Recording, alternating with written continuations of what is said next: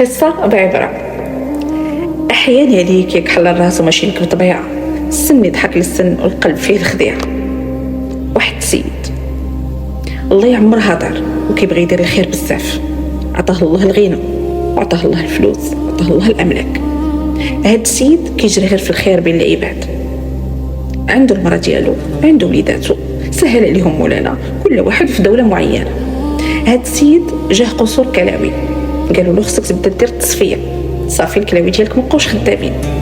بقى كيترجى الله وكيقول يا ربي الا ما تفتح لي شي باب ديال الخير وشي واحد يتبرع ليا بالكلوه ديالو.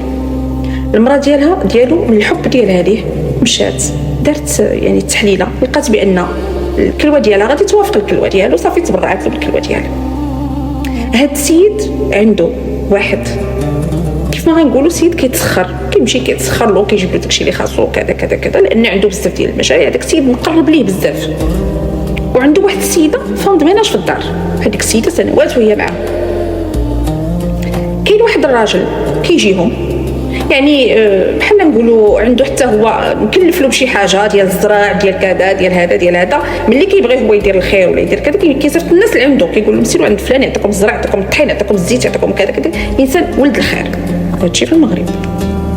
المهم هذاك السيد ملي مرض وطال به الحال وبقى في بزاف ديال الناس، مشات ديك السيده فاند ميناج عند الراجل وقالت ليه الله يرحم لك الوالدين، انا بغيت نهضر مع السي فلان وحشمت منه، بغيت نتبرع له بالكلوه ديالي. قال لها يكون خير. في ديك الاثناء مشات مراته تبرعات له بالكلوه ديالها.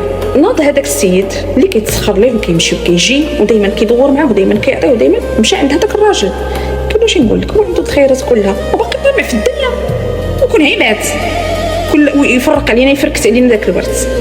مشات ليام وجات ليام، هذاك الراجل مشى عند ذاك السيد اللي عنده معاه علاقه مزيانه، قال له سي محمد، قال له نعم، قال له عندي واحد الدار وبغيت نتبرع بها، مثلا حنا غنقولوا سميتو غنقولوا حسن، قال له بغيت نتبرع بها الحسن.